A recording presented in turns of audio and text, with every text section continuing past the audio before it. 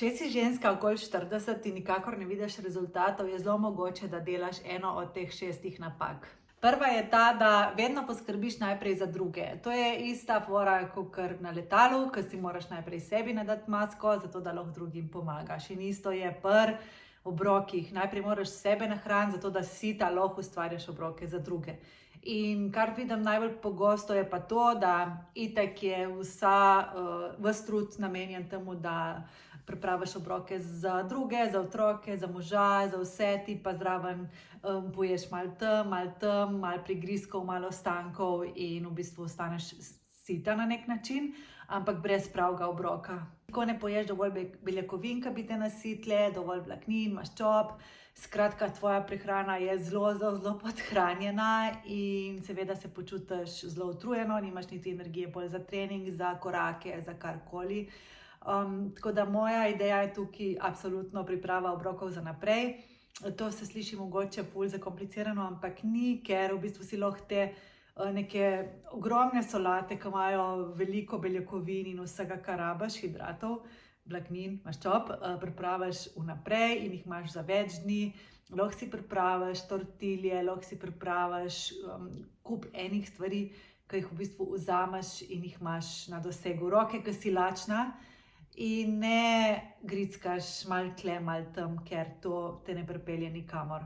Za zajtrk seveda nimamo vsi časa in si vzameš nek smuti iz 3 sestavin ali pa imaš jajčka že kuhana in zraven daš samo nek cottage cheese oziroma mozzarello light, karkoli, kar še doda beljakovine. Skratka, 5 minut in je obrok pripravljen. Lahko pa si narediš enostavno grški jogurt z borovnicami, noter daš še malo oreščkov in kakšne kosmiče in je to obrok narejen v 3 minutah praktično, tako da opcije malo morje. V tem obdobju so ženske ful zaposlene, kar pomeni, da nekako tudi zmanjka časa za pravo hrano. Letiš sem, pa je enostavno te hrana nekje tam zadaj in, kakor sem rekla, ne delaš glih pametnih odločitev.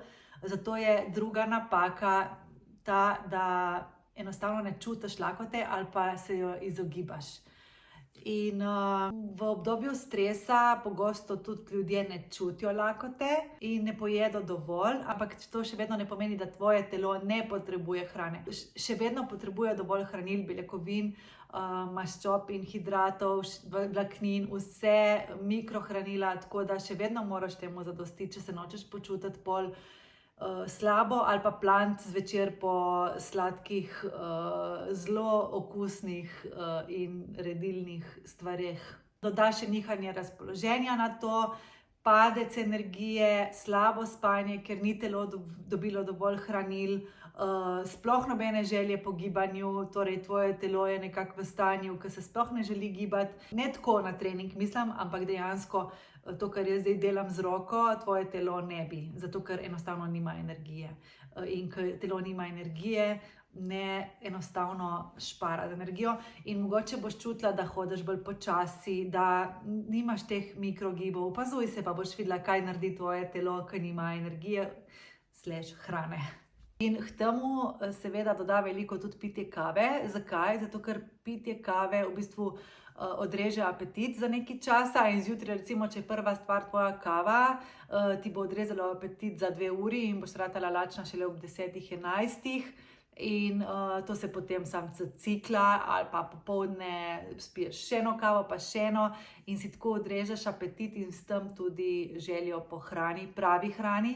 Ne govorim po oni bad hrani, tega ni straha, da bi ne bi imela, ampak po tisti pravi hrani, ki nahrani telo. Tretja napaka, maščobe uporabljaš na mal ne čist prav način, no. 2 stvari so, ali veš, da moraš jesti maščobe, pa jih izbiraš preveč ali pa iz napačnih virov, ali pa se jih bojiš in jih poješ premalo.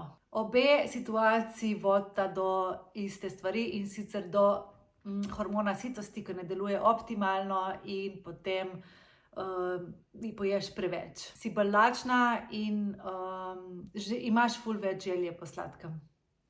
Torej, pravilno izbiri maščobe. Pri vsakem obroku dodej nekaj maščob. Torej, ali je to polovička avokada ali pa četrt, ali pa je to ena žlica olja na solati. Tukaj je res ful odvisno od ciljev, ampak izbiri prave vire maščob, torej avokado, oreščki, olive, čija semena, maslo, olja, da ne bo prišla večina maščob iz nekih zelo mastnih stvari, ki so tudi zelo redilne. Četrta napaka je, da ignoriraš stres. Velika večina žensk, vključno z mano, mislimo, da nismo nikoli pod stresom. Oziroma ne, jaz vem, da sem pod stresom, ampak tudi takrat, ko nisem, zdaj se zavedam tega, smo pod stresom. Natrpan urnik, nič počitka, preveč kave, preveč treninga, premalo spanja, skrb za tisoč eno stvar, 20 teskov v glavi, to je vse ful stresa, seveda. In ni problem stres, problem je to, da se ne odklopiš, da sploh ne narediš teh premorov in da ga je enostavno preveč. Bodi pametna in si naredi med temi stresnimi udarci šusi 5 minut pauze, dihi, predihi, narediš ta nek umirjen protokol, kakršenkoli že je. Važno je, da ta stres prekineš. Ker stanje stresa lahko vpliva na stanje sitosti in lakote, pač kortizol je povečan, želja po sladkem rata ogromna, prebava se upočasni, napihnjenost se poveča, skratka ful enih stvari, ki jih mogoče niste imeli v obziru.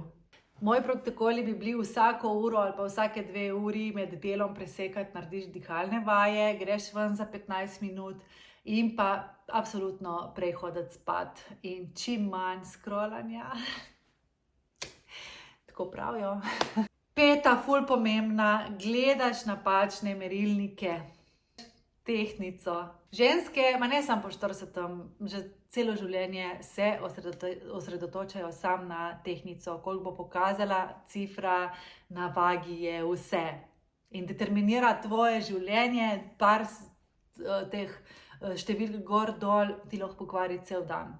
In vrže v zelo nevaren položaj, in sicer, ko ti vidiš, da se je tehtnica zvišala, prekineš hrano.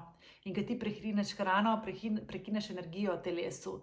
In to je najslabše, kar lahko narediš, ker vodi do ful enih takih stvari, ki se ti pol duplo vrnejo nazaj.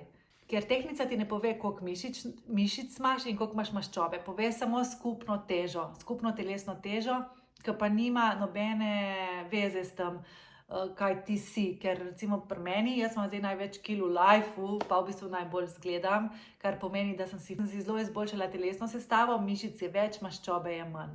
Torej, to, da sam gledaš tehtnico, lahko vodi v prevelik deficit ali pa v preveč kardija, kar se zgodi pol, da imaš tudi preveč kortizola, premalo hrane in se ti sam cikel vrti in ne prideš nikamor. Potem se ti pa tudi metabolizem prilagodi in ko ti začneš enkrat normalno jesti, hitro opaziš, da si se ful zredila, v bistvu pa ješ zelo podobno kakor prej, ampak tvoj metabolizem je naštiman na manj. Torej, ti si ga naučila, da mora zdaj jesti manj in ne čudi se pol, ko začneš enkrat jesti več, da bo tehtnica poskočila gor in tvoje maščobne zaloge tudi. Ko ti recimo začneš s treningom za moč in začneš dobivati mišično maso, je lahko tehtnica ostane ista oziroma greš še bolj gor, tvoje obleke so ti pa kar naenkrat bolj prav, bolj stojijo, boljše se ti dejansko vidiš v ogledalu. Tako da, ja, tehtnica ne, ni niti najmanj stvar za merjenje napredka. Prav bi pogledati vsake toliko časa svojo analizo, torej kakšen DEXA sken ali pa mogoče Tanita, ta vaga, ampak res ne bo redno, zato da boš imela nek pregled nad letom. In še zadnja napaka, premalo beljakovin. Kakor sem to že povedala, 20-krat mogoče, predvsem danes. Navajene ste nekih majhnih porcij in potem ta kosila izgledajo zelo ubogo. Zato ker ste kao na dieti, ampak pol čez dan itak toliko pojeste enih grižljajev in sem pa kaj in uno in tretje, da to nanese na koncu več kalorij, kakor jih rabite. namesto da bi pri vsakem obroku dodali dejansko vir beljakovin, ki ima 30 gramov beljakovin in to te dejansko nasiti. Da si obrok ustvarjate glede na beljakovine, torej najprej naj bo nek beljakovinski vir, torej ali je to meso, ribe, mlečni izdelki, grški jogurt, jajca,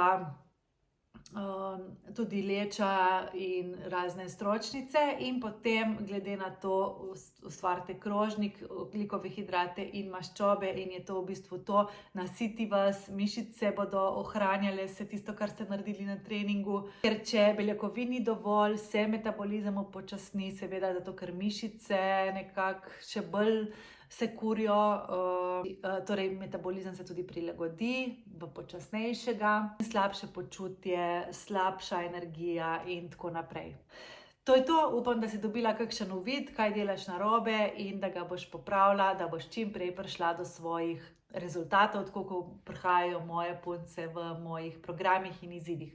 Tako da se vidimo v naslednjem videu. Ti pa napiši, če te še kaj zanima.